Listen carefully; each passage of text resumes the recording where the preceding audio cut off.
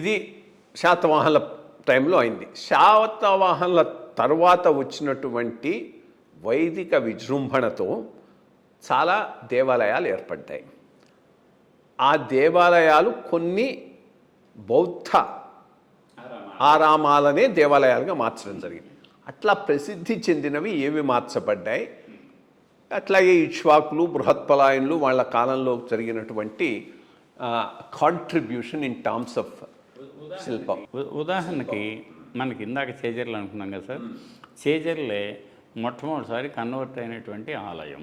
అంటే అంతకుముందు అది చైత్యం.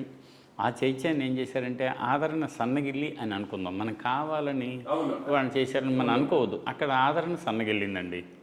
సన్నగిల్లిన తర్వాత రెండో మతం విజృంభిస్తుంది. అప్పుడే వాళ్ళు ఏమన్నారంటే ఉన్న వనరును వాడుకుందాం కదా అన్న ఉద్దేశంతో కూడా దాన్ని మార్చుకోవడానికి అవకాశం ఉంది. ఇప్పుడు మనం చేసుకుంటున్నాం. ఇప్పుడు ఉదాహరణకి ఒక వైదిక బ్రాహ్మణుడు నిష్ఠాగరిష్ఠుడైనటువంటి ఆయన ఒక ఇంట్లో ఉన్నాడు మొన్నటి వరకు. ఆయన ఖాళీ చేసి వెళ్ళిపోయాడు. దాంట్లోకి ఒక ముసల్మాన్ చేరవచ్చు కదా.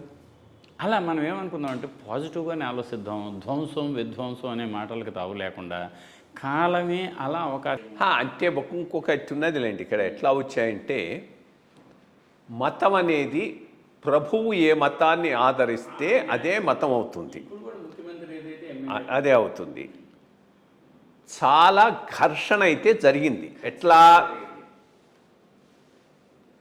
రాజుల ముందే వీళ్ళు మా మతం గొప్పదని వాళ్ళు మా మతం గొప్పదని చెప్పుకోవటం ఇది కావటం. చాలామంది శాతవాహనుల తర్వాత వైదిక మతం సైడు మొగ్గు చూపారు. రాజు ఏ మతాన్ని మొగ్గు చూపి పాలిస్తాడో అదే మతం ప్రజల మతం అయిపోతుంది. మీరు అన్నట్టు దాంతో అక్కడ ఆదరణ కూడా తగ్గిపోవటంతో మార్చి ఉండొచ్చు. అదేమి దాంట్లో ఏమి విధ్వంసం లేదు, ఇది లేదు. బట్ బ్రాడ్గా మీరు ఒకటి చేజల కొన్ని సందర్భాల్లో ఘర్షణలు జరిగిన నేపథ్యాలు కూడా ఉన్నాయి. ఒకటి ఎక్కడ దాకా ఎందుకు సార్ గౌతమిపుత్ర శాతకర్ణికి మరి వాళ్ళ అమ్మ వాళ్ళ నాయన అప్పటి వరకు బౌద్ధాన్ని బాగా ఆదరించారు. కానీ గౌతమిపుత్ర శాతకర్ణి బిరుదు ఏమనుకుంటున్నారు? ఏకబ్రాహ్మణ. సంకరంగా ఎక్కడైతే జరుగుతుందో ఆ సంకరాన్ని నివారించినవాడు, మత సంకరాన్ని నివారించినవాడని అప్పుడు వైదిక మత ఉద్ధరణకు పూనుకున్నవాడు. కాబట్టి ఆయనకు ఆ బిరుదులు ఉన్నాయి 1వ శతాబ్దానికి. దాని తర్వాత చాలా చోట్ల ఏమైందంటే బౌద్ధం దేవుణ్ణి అంగీకరించదు. ఏమంటారంటే దేవుడి సంగతి మనకెందుకు, ఎవరూ చూడలేదు కదా, అనుభవంలోకి రాలేదు కదా, మనకు అది వద్దు. ముందు జీవులు, తోటి జీవులు, మానవుడు ముందు నీకు నువ్వు చక్కగా తయారుగా, అంటే ఏ రకమైనటువంటి డిఫైల్మెంట్స్ లేకుండా, అలాగే తోటివాడి బాధల్లో ఉంటే ఆదుకో, ఇతర జీవరాశుల్లో కూడా ఇబ్బందులు ఉంటే ఆదుకో, అందరం కలిపి సంక్షేమం అంటే అన్నీ దాన్ని భవతు శుభమంగళం అంటారు. అంటే అంత మంచి జరగాలి అన్న ఉద్దేశం ఒకటి ఉంటే చాలు, కానీ దేవుడితో పని ఏంది అని అన్నారు.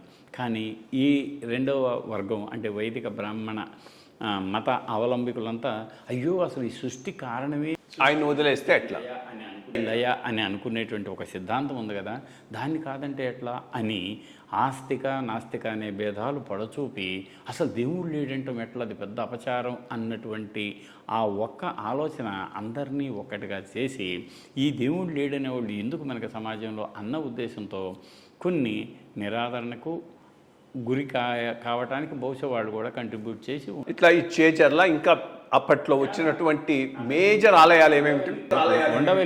ఉండవల్లి గుహాలయాలు అదొకటి అలాగే మారింది. దాని తర్వాత మీకు జగతిపాడ అని ఒక ఊరు ఉంది సార్, ఎక్కడ సాలిహొండం దగ్గర శ్రీకాకుళంలో. స్తూపం మీద శివాలయం కట్టేసింది. కింద తవ్వితే స్తూపం, తవ్వేంతవరకు అక్కడ కింద స్తూపం ఉందని ఎవరికి తెలియదు పాపం. వాళ్ళు పాపం మామూలుగా న్యాచురల్గా ఒకవేళ పాడుపడి ఒక దెబ్బ ఉంటే దెబ్బ మీద ఎత్తుకుంది కదా అని గుడి కట్టుకొని ఉండవచ్చు. ఇది మరో రకమైన ఉదాహరణ. ఇంకా చాలా ఉన్నాయి. అంటే కొన్ని అంటే నేను కేవలం బౌద్ధ అవశేషాల మీద ఏర్పడిన ఆలయాల గురించి మాట్లాడటం లేదు. నేనంటూ ఉంది పోస్ట్ శాతవాహన పీరియడ్లో వచ్చిన మేజర్ టెంపుల్స్ ఇవి అని అడుగుతున్నాను. అవి మాత్రం వైదిక బ్రాహ్మణ మతానికి సంబంధించిన ఆలయాలు వచ్చాయి సార్. వాటిల్లో చేజర్లను చెప్పుకోవచ్చు మనం. పెదవేగి 4వ శతాబ్దంలో అద్భుతమైనటువంటి చిత్రరథ స్వామికి ఒక ఏ స్వామి? చిత్రరథ స్వామి.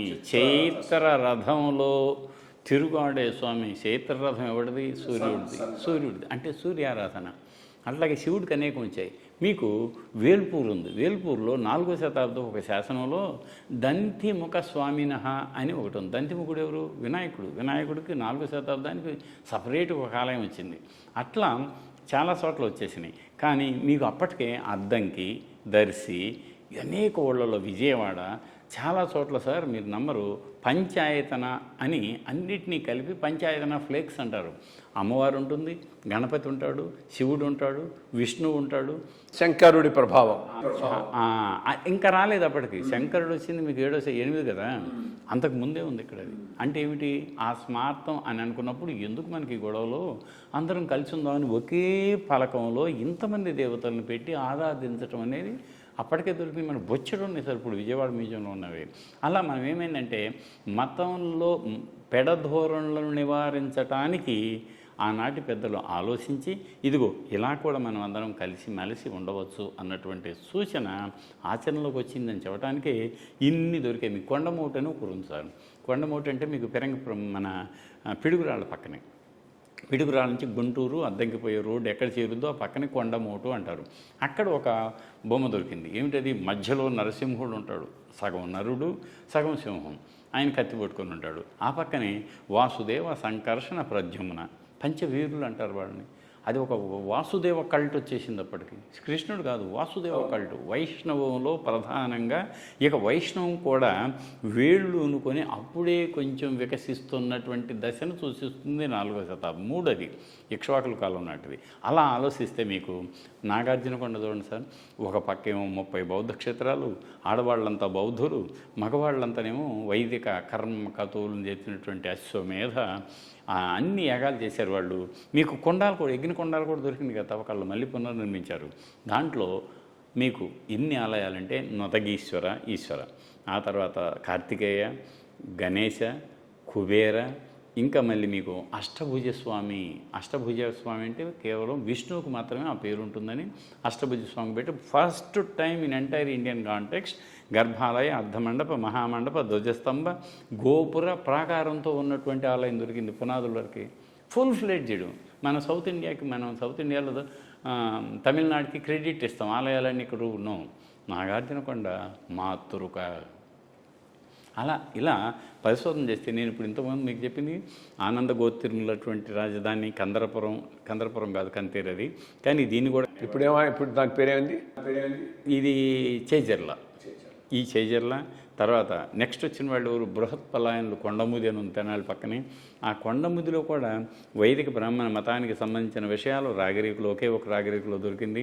ఆ తర్వాత శారంకాయనులు, వైంగేయక హస్తివర్మ అంటారు, వైంగేయకులు 1000 నుంచి వాళ్ళు పరిపాలించారు కాబట్టి అక్కడ మీకు చిత్తరథ స్వామి ఆలయం దొరికింది. ఇలా నెక్స్ట్ విష్ణుకుండిళ్ళు. ఈ విష్ణుకుండిళ్ళు హైదరాబాద్ దగ్గరున్న కిసరకోట నుంచి పరిపాలించారు. కానీ మీకు దక్షిణాన పెన్నా నది నుంచి ఉత్తరాన రేవా నదీ తీరం మొత్తం వీళ్ళు పరిపాలించారు. మొట్టమొదటి విస్తృత సామ్రాజ్యం. ఆ విస్తృత సామ్రాజ్యంలో ఇందాక నేను చెప్పినటువంటి వేల్పూర్లో దంతిముఖ స్వామినః అనేటువంటి వినాయకుడికి మొట్టమొదటిసారి స్వతంత్రాలను నిర్మించారు. దాని అర్థం ఏమిటి అంటే అప్పుడు శైవంలో శాఖలు, వైష్ణవంలో శాఖలు, అమ్మవారు శక్తిని ఆరాధించడం అనేది మస్ట్ అనమాట. ఇదిగో ఇలా బ్రాహ్మణ మతంలో కేవలం త్రిమూర్తుల చుట్టూనే కాక వాళ్ళ కుటుంబ నేపథ్యం కూడా ఆదరణకు నోచుకొని ప్రత్యేకంగా ఆలయాలు రూపుదిద్దుకున్నాయి. దాని అర్థం ఏమిటి అంటే వైదిక మత మనం పునరుద్ధరణ అనేకంటే కూడా వైదిక మత విస్తృతమైంది అని చెప్పుకో. అంటే ప్రజల్లో మీకు ఆ మాదిరి ఆదరణ లేకపోతే రావు కదా ఇన్ని ఆలయాలు.